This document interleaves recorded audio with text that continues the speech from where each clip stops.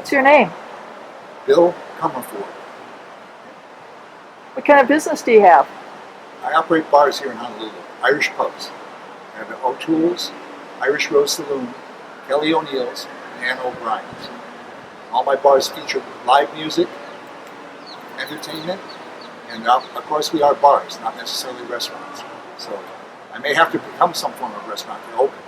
Because apparently with bars, it's looking like they're not going to let us open for months. And that's a severe danger to my business.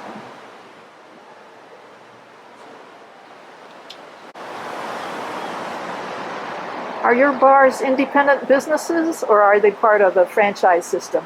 They're independent businesses. I actually have 5 operations. I have a corporation that's a management company that operates each of the corporations. Each bar is a separate corporation. How long have you been in business? I've been in Hawaii for 40 years in the bar business. I've been an owner since 1998, so for 22 years.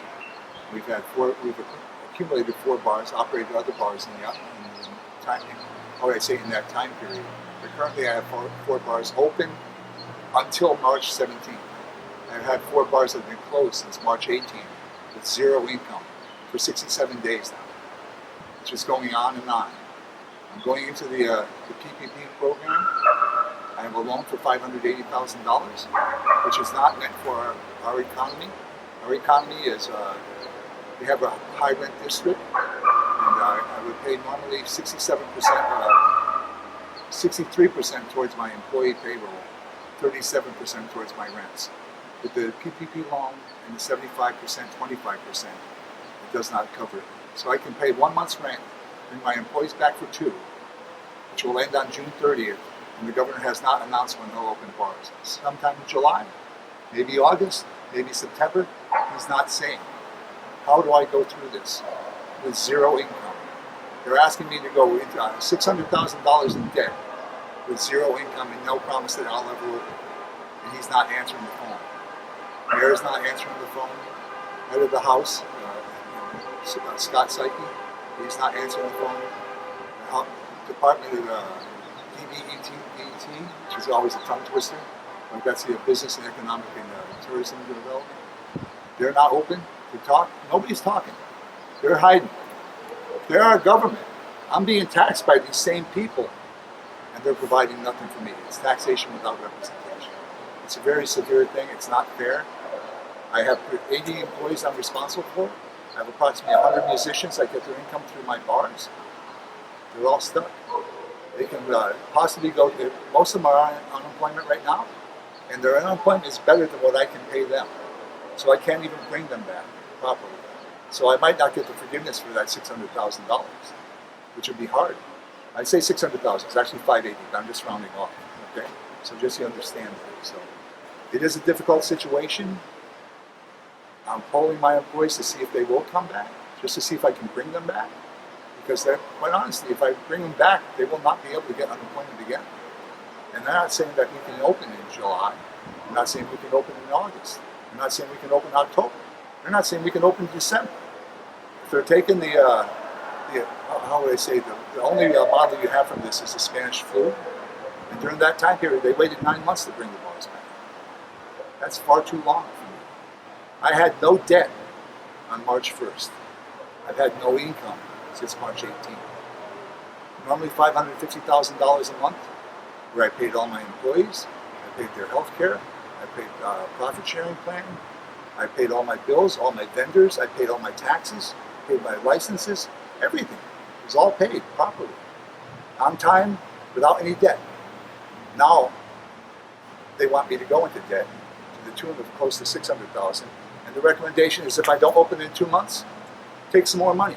Borrow some more money. They want me to act like government. They want me to be in debt. It doesn't make sense. If I could run my business without debt, please just let me open. I can run my business again. I could succeed. But they won't let me. I'm in handcuffs. This is taxation without representation, sadly, because our government is not looking out after their businesses.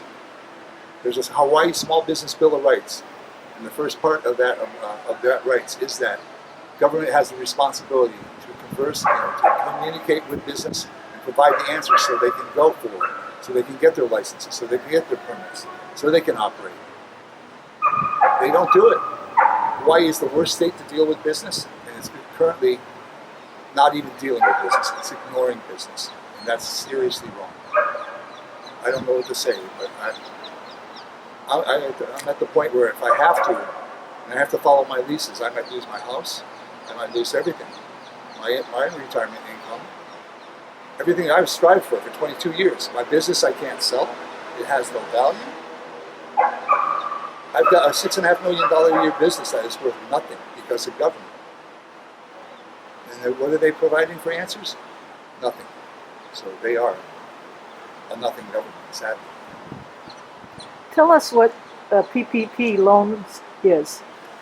The federal, how do I say, the Senate started the whole program. It was started in the Senate. It's called the CARES Act. The CARES Act is meant to try to bring our recovery back within a 2-month period. They foresaw the problem here, and they said, let's try to get something rolling. Sadly, it was passed through the Senate as a bipartisan bill.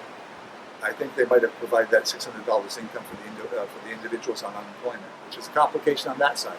But unfortunately, for it to pass, it had to go through the House. And to go through the House, it had to go past, of course, the Speaker of the House, Senator Pelosi. She dragged her feet, made it last 10 days, tried to pad the bill for a bunch of other things. And sadly, she chose what she felt was something that was going to reward the employees. 75% had to be directed towards employees. Only 25% could be directed towards your actual expense. And as I said earlier, my expense runs 63 towards payroll, 37% because we're in a high rent district. So sadly, she did the same thing to San Francisco. That's a high rent district. That's who she's representing. What was the purpose of her actions? I don't understand. I applied for a bill that would say, hey, here's 2 months of my expenses. I provided everything to them. They gave me the exact amount I would need for 2 months, which was the $580,000, but I can't apply it the way I applied for it. How sad is that? Because of politics. Not because of what my need would be, but because politics ruled the answers in this thing. I feel that it's politics right now that the Hawaii government won't respond. But the PPP loan, a lot of people have a real huge misconception of it, that it could be forgiven. To be forgiven, you have to follow every single rule in this. And every week, the rules change. We can only hope that somewhere along the line, they will actually forgive the loan that you applied for. But I can't expect that. So I could very well be out of business, have my bars closed, and be $600,000 in debt. For what reason? Because government has closed it. No other reason. We have 17 cases of death in Hawaii from the coronavirus. A normal month on just our flu deaths run 50 to 60 per month on an annual year. They've done a great job of this, but it's time to reopen. It's not time to keep closed. And they're killing us. They're killing all our businesses. 250,000 people right now in the state that are unemployed. They're starting to trim it down because they didn't give them they said they didn't qualify. It still means there's 250,000 people unemployed. It's just that when they report it for government purposes, they're saying, oh, it's 22%, it's only 130,000. It's still 250,000 people that are out of work. How are they going to be taken for? What happened at our legislature? A very sad thing, because after the governor said, hey, I'm going to drop all the union wages by 20%, the union shut down. Of course, at the time that we had problems with that 250,000 people that were unemployed, they could not cover it in the unemployment department. What they do? They chose to go with not the Constitution and not their government responsibility. They chose to honor union law and union rules. Employees from one department couldn't move to another department to help them out. You'll see currently that they've actually done something where they said, oh, there's volunteers that can do it. And all those volunteers have to come from union groups. HTEA, HEEA, and the Professional Assembly up at the university. Those are all union groups, and they can all volunteer to work in the unemployment department because they're not paid to do it. Because if it was paid, it'd be how would it say? It would be against the union rules for crossing jobs on different places. So as volunteers they can do it, but as employees they couldn't. As employees of the state they couldn't do it. That's an embarrassment. That is hugely. You don't see that in the news at all. It was kind of missed and just kind of passed. But that's a reality. Our government chose to follow not the Constitution, but but to follow union rules. I have huge problems with that because in the meantime, I have employees. They don't care about it. They don't care about me. They don't care about anybody. They didn't care about the unions. Someday, I propose to bring back something here, which we call the Small Business Union. And I'm sure all this read the Small Business Bill of Rights. Talk to me. My name is Bill Comerford. You can reach me at bill@ejlounge.com. And I'm reaching out to people in Hawaii. Because if I don't have a business anymore, my choice would be to remain here. If I live here, I might have to leave. If I do live here, I'll be running for office. And I will hopefully say, I want to bring back, as an independent, not Republican, not Democrat, as an independent, I want to represent business here in Hawaii. Because Hawaii ignores it. The Small Business Bill of Rights is a comical joke because most people in government don't even know it exists. So, Business in Hawaii is tough. very tough. How were you doing before COVID-19 hit? I was ready to leave. I operate in the bar business. We have to pay $1 million liability insurance every year. Every year that costs me about $100,000 a year just for that liquor liability insurance. They wanted the law to go to .05. They passed it on the Senate side. They also passed it on the House side. And fortunately, they dissolved the legislature. But if they come back, they're going to pass that bill. They say it's not going to affect business. I pay $100,000 a year at .08 blood alcohol. They go to .05. That means, Patricia, if you had one beer, you're a legal drunk. If you have a beer at noon and you have an accident at midnight, but you had a beer at noon in my bar, they'll come back and they will sue me under the dram shop laws because I'm the only one that does have insurance now. And because that's $1 million, if I'm currently paying $100,000, I would suspect it's probably going to go to $200,000 a year or more. And they say it's not have no effect on business. That's how they view things with the legislature. They don't help. Can I tell you a funny story? There was one representative, it's a senator, Carl Rhodes. At the beginning of the year, we have an annual block party downtown. I'm Bill Comerford from O'Toole's and Don Murphy from Murphy's Bar and Grill. We host the biggest St. Patrick's Day party in Hawaii. Don's been running it for 32 years. I've been participating since 2003. We have close to 10 to 15,000 people on the street on that given event. They wanted to put us into a 3,000 square foot beer garden. So that event would have stopped. So I went to the legislature and I talked to Carl Rhodes, who had introduced the bill. Carl's a senator from the downtown district. I said, Carl, I've been in business for 40 years here in the bar industry. And I've never ever had a bill written in my favor. I feel it's a success for me when I go to the legislature and I stop a bad bill from advancing. So I've never had a successful bill that I ever tried to introduce, but I've never had a bill written in my favor in 40 years here. He said, Bill, I wrote a bill in your favor. I said, really, Carl, what was that? He said, 6 years ago I wrote a bill that would double the fine for anybody who urinates or defecates on the streets and sidewalks of downtown Honolulu. I said, Carl, have you walked these streets? It smells like it, it smells like defecation and urination everywhere. Shit and piss, if I have to say it. But I mean, quite honestly, I said, how well is your legislation being enforced? I mean, are you happy about that? And he's very happy and proud of that bill. I'm so sad to say that's what our government has done for business here. And that's what they've done for me in the bar business over 40 years. Tell us where your bars are located. I have 4 bars.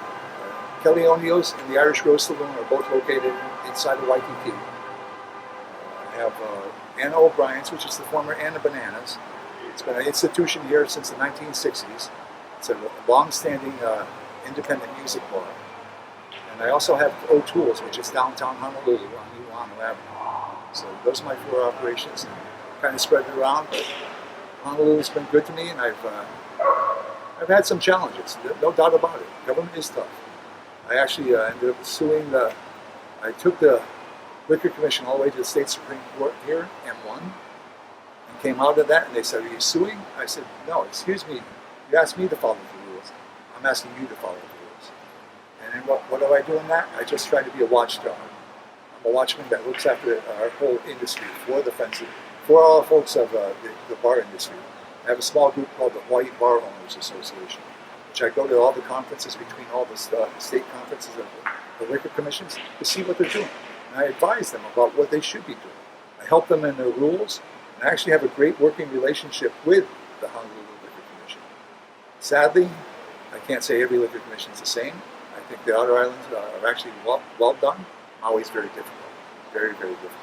So, across those things, all I can say is that I am here and I'm trying to organize our bar owners because we're not getting any answers.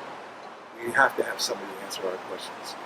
And if you have questions, please reach out to me. Once again, Bill Comerford, bill@ejlounge.com.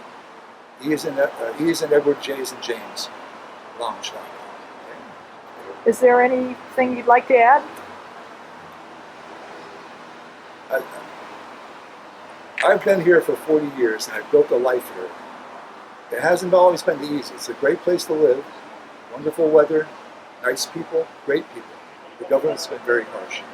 If I had to say something right now, you take a look at our government. Given this coronavirus crisis, it's like we live in a socialist state. We live in a communist state.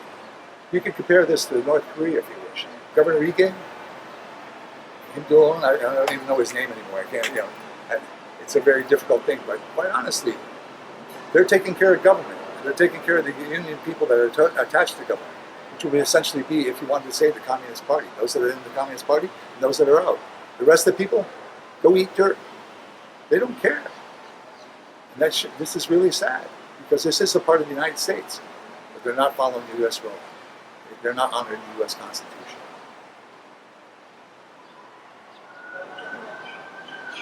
There's been some changes concerning your business in the news in the last couple of days. Could you give us an update?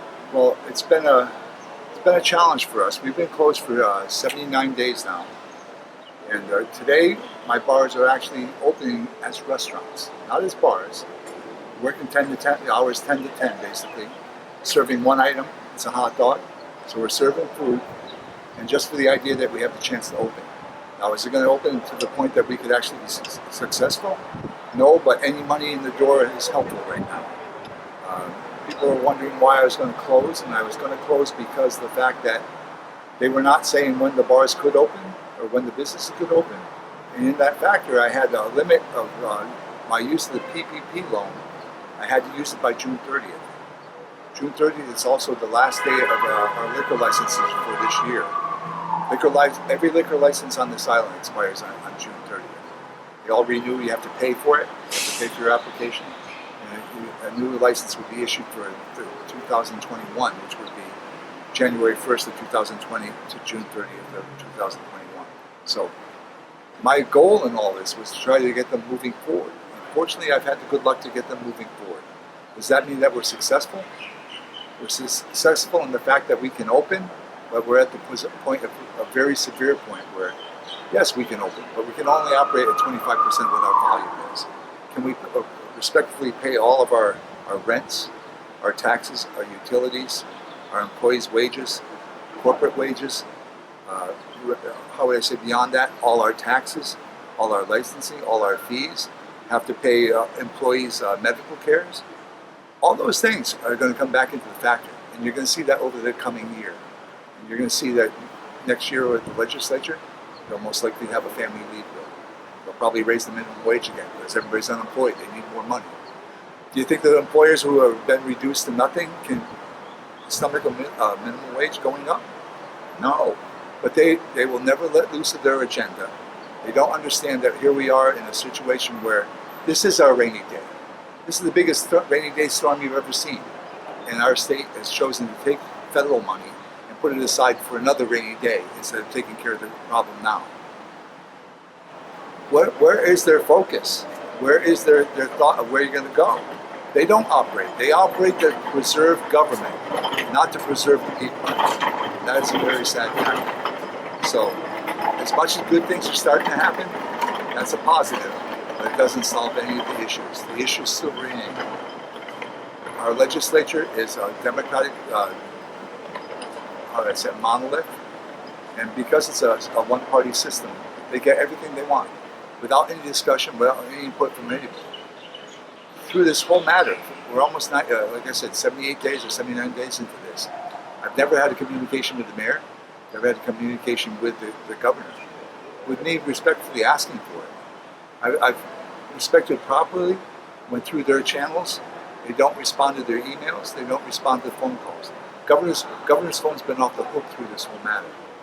How can you govern and take the rule of a dictator in a democracy and say, no, you can't talk to me? It's crazy.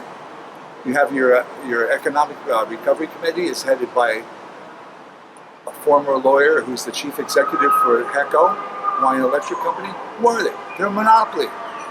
What does he know about running business? He just raises the rent with government approval of his fees, and that's what he gets. So I don't see them coming back with a proper resolution.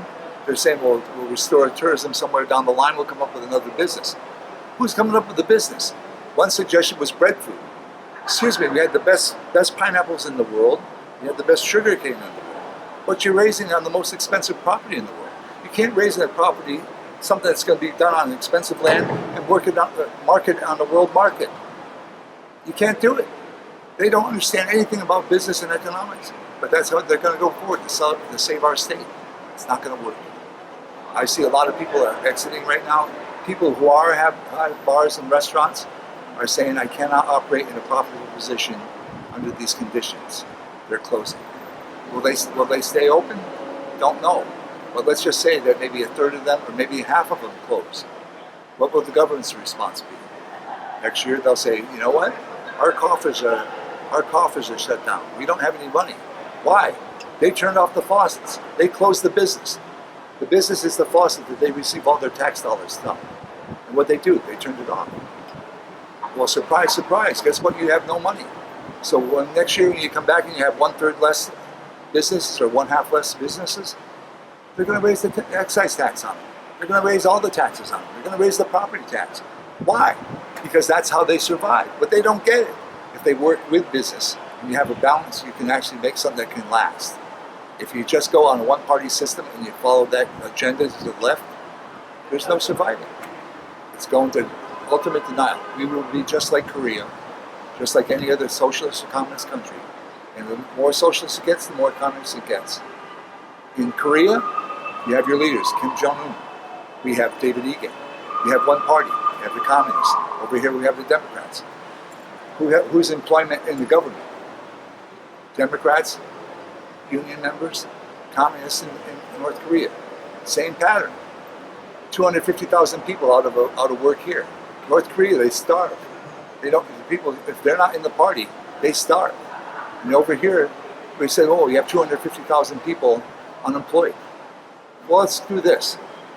We're going to adapt that. 100,000 of those don't qualify, so we only have 134,000 people that are unemployed.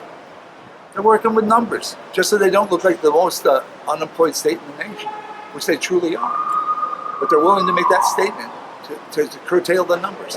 They lie to you like this all the time by just using the numbers that are, picking the numbers that work for them. I don't see it succeeding in the long run. I was preparing to leave the state before all this happened, just as I saw every year that it got worse and worse as a business condition. They're not going to take care of business for business sake, so they have a source to tap. They don't get it. They still don't get it because they still are going to look after unions and government employees and their pensions. And the rest of us, go eat dirt. There's been changes in the PPP loan/grant the last couple of days. What do you think? Is that helping you?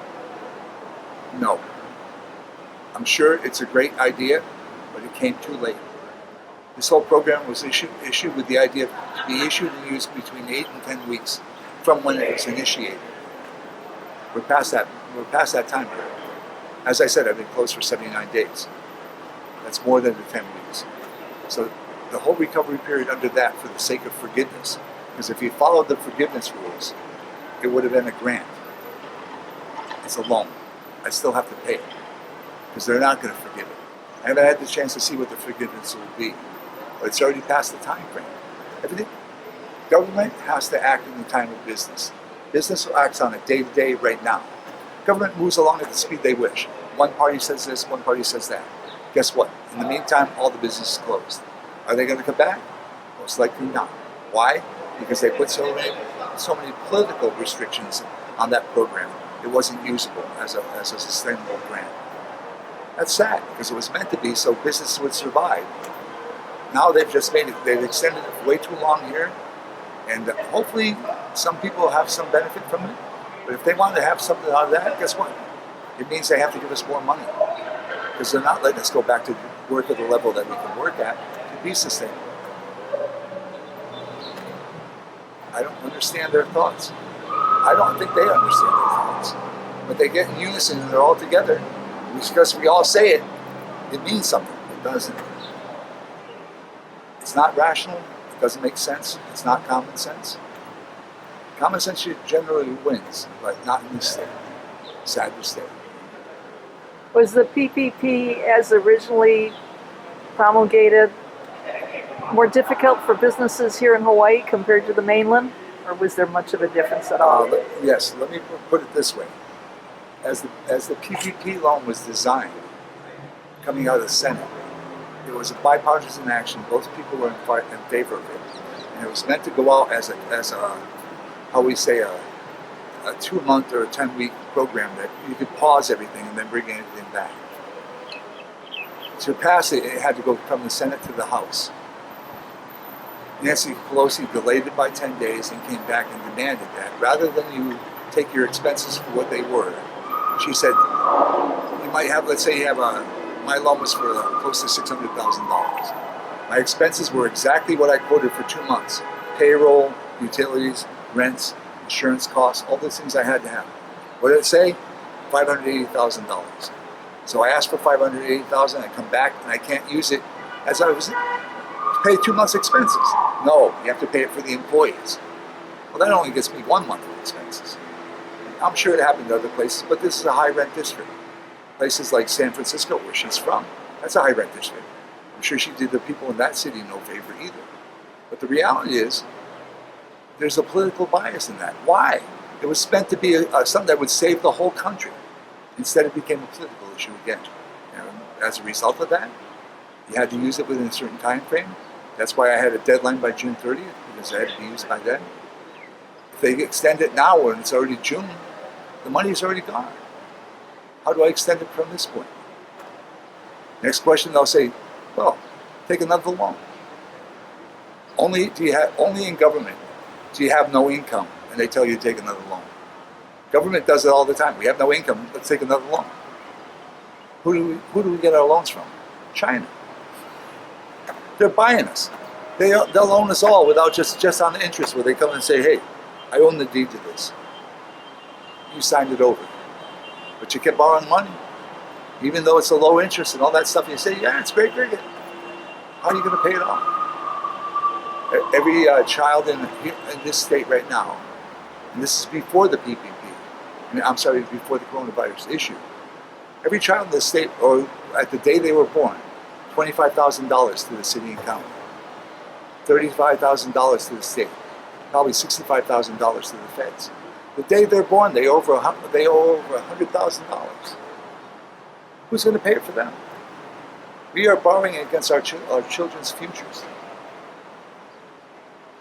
Living on credit card payments as opposed to living on cash. My bar had no debt on March 1st. Why? Because I paid my bills with my income. I didn't borrow to do it. I operated, made my sales, took those sales and applied it appropriately. Why can't they do the same? I'll give you another sad point. We're all in debt for state pensions and federal pensions. They guarantee those people their jobs to the day they die. The benefits and all those things. And giving them that, that's an admirable thing. But who's paying for it? All the people who are making minimum wage are paying into that. Should they have to be burdened with that kind of cost? I don't think so. But in my circumstance, I have a successful company because I work with my employees. I respect my employees. I was an employee, became the owner. I respect my employees. I have a profit share. So that at the end of the year, do I take a big bonus? No. I take all that profit and I put it into one profit sharing plan that's split across all the employees in the company that have qualified. In other words, they have to have a certain amount they have to be past 20 hours a week to be in that program. But we share it. And because of that, when I say I'm going to put $200,000 into that program, if I say it's $200,000 and I don't put that money in, on the federal level, that's a felony. It's a crime.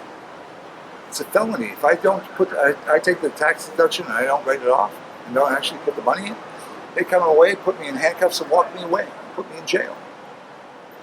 Our government here wrote the laws to favor themselves because they write the laws. It's not illegal here. So they can be as in debt as they want. And I think currently we're in debt to the tune of about $18 billion on our pension plan. City, county, and state employees. That's crazy. Totally crazy. Is it good? Does it look good here? No. I'll probably survive, but I'm not going to be successful at this point. I'll probably go sell off my businesses for virtually nothing and try to walk away. Because I don't see where they're going to rectify this in any which manner. They've killed their tourism trade. I'm in the bar business. I take over bars that are run poorly. When I walk into a bar and they have problems, I look around that room and I'll say, see that guy over there? He's selling drugs. He's a problem guy. Get him out of here. See that guy over there? He gets in fights all the time. Fights are a dangerous thing for you, me, and all my customers. Get him out of here. This guy over here harasses all the women. Chases them away all the time. He's out the door. They said what you do to maintain a bar. You make a bar so that people want to come there and be comfortable. What have we done over the last 5 years? We've encouraged the homeless, let them own the streets. They've taken away downtown Honolulu. Downtown Honolulu was having a resurrection. Wonderful bars and restaurants opening. Instead, they let the homeless run over. They've destroyed everything. They've let the homeless take over Waikiki, the beaches and all the hotels. People are staying in a $500 room and have to come out and see somebody urinating or defecating on the streets or being semi-clothed. Don't they understand? If you want the customers to come, you have to make it welcoming, you have to make it safe, you have to make it wonderful. They chose the bad choices rather than the good choices. That's where we are. I don't see any hope in what they're going to do if they continue along the same lines. Is there anything else you'd like to add? Well, I was here and I raised my family here. Been here for 40 years. Almost died twice a year ago. And in that time since then, I had my son and my daughter-in-law and my 2 grandchildren move away. My family's moved away because they couldn't afford the cost of here. Why should I stay? I should follow my family and go where they went. I'd like to be able to stay. I'd like to hope that they come back someday, but I would never recommend it. What happened when you almost died twice a year ago? Sadly enough, believe it or not, it was mostly because of medication. And it was actually something because it was like this. I had an airplane flight and I ended up with like an airplane flu, I would call it, a lung condition. And to treat it, I went through antibiotics that did not work. So they gave me prednisone. And the prednisone can be a very dangerous drug because it can change what's going on in your body because it is, what do you call it? I'm sorry, I don't have all fluent terminology to terms. But it's it's a steroid. So it takes me time to pull names up. But it's a steroid. So a steroid can affect you anywhere in your body. It chose to affect my pancreas, and it caused me to stop generating insulin. So having no diabetic condition within 4 months of taking that medication, I ended up having ketoacidosis, which is extremely high blood content. Where my blood sugar ran from like 5.5 up to 14. And I was on a mainland trip, attending a wonderful festival. Saw none of the festival, but walked into a first aid tent and said, check my blood pressure. And they put me in the hospital for 3 days. They said, if you did not put yourself in the hospital, your organs would fail. And so I survived that. But part of the survival process, they said, well, you're a diabetic. I said, I was never diabetic before. And they put me on insulin and metformin. As a result of that, I had a fall at night one night where I could not see. When I came to my front door and tried to get in the door, and I had motion lights that did not work. So I could not open my door. I turned around to get a flashlight from my car and tripped over a fracture that big because I was shuffling so I wouldn't fall. And I fell and hit my wife's car, hit her side view mirror, fractured my skull all the way back to here. Was unconscious for 28 days. I had my heart stopped twice. I have a pacemaker. I had pneumonia while I was in the hospital. Why I'm here, I don't know. Maybe so I could fight for the sake of a small business and preserve something in Hawaii. Maybe that'll be my challenge. All right. Aloha, my name is Theresa Harden. I am a realtor, a principal broker of a local real estate office here in Waikiki, and I represent many legal vacation rental owners who own vacation rentals in the resort zone area of Waikiki, who we've been told to cease and close business since April 11th. The hotels have the right to choose if they're going to be open or closed, but yet the mayor is attacking short-term legal rental owners, telling us that we cannot operate and we are not deemed essential business. This is a problem. The threat was a short period of time. It's time to get back to tourism and open up and allow vacation rentals to be an option for those coming to Hawaii for their vacation or other business. We take care of local residents from outer islands coming here for hospital visits, emergency visits, or surgeries.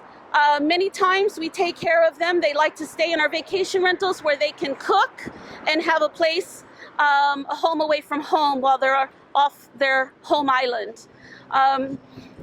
The mayor is harming many short-term legal rental owners. They should pay the same property taxes as the hotels, but yet the hotels have the right and the choice. This is terrible, and it must end now. We must open up tourism, or our island will have an economic collapse. We cannot wait until late summer to open to tourism. Some of the data that they're not talking about is our low death counts, and Hawaii's data does not support the continued actions that they're doing. The heat in our climate is part of the reason why we have a low death rate and low cases. And these are facts that they're ignoring. They're not paying attention. We all want to be safe. We all want to protect each other, but we have to get our economy back, or it'll take us more than 10 years to recover. And many people will lose their jobs, lose their retirement, lose everything that they've created. And this, enough is enough. We must open tourism now. So each of these cans represent one of my legal vacation rental owners that the mayor is dragging through the dirt. If you see the back sign, the mayor is dragging my legal rental owners through the dirt. He's trying to use the COVID-19 to fuel his mission to end short-term vacation rentals. They tried very hard last year to stop short-term vacation rentals, and Bill 89 was mostly the focus of the illegal short-term rentals. I testified at great lengths last year. We need a permitting system to allow island residents to apply for a conditional use permit in order to be allowed to conduct vacation rental business on a limited number. The city and county have failed us.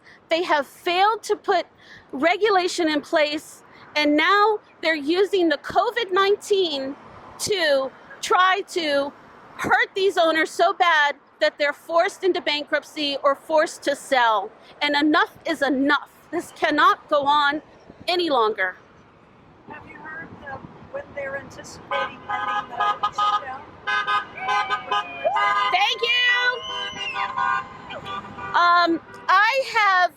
I heard the governor at the end of March or the beginning of April. I don't have the date, but the governor said on one of his TV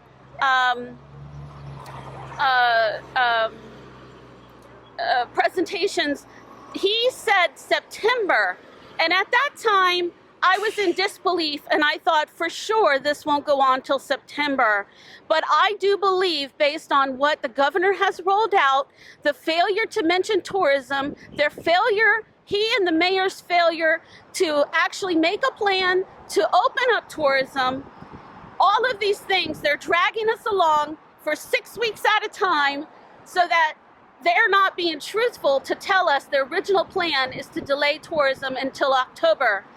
As a business owner, they're expecting businesses to go into debt until we wait for our income to return. We cannot wait until late. We cannot miss the summer tourist market. It must open and open now. June 1st, June 15th, no later. This must happen immediately. What do you think about the mask and 6-foot distancing requirement? Well, I think that I have very much complied with social distancing. I have modified my office with plexiglass, moving desks. We have for weeks been wearing masks and using disinfectant and going through an extra sterilization to all touchable surfaces. So we very much are concerned, and we don't want to be the spread.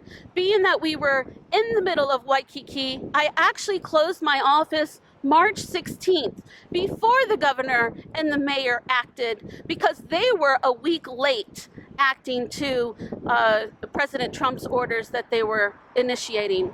And at that time, I believe everything that happened was absolutely a must. We did not know the real threat. However, Hawaii is not a New York City, and we have not had 23,000 deaths.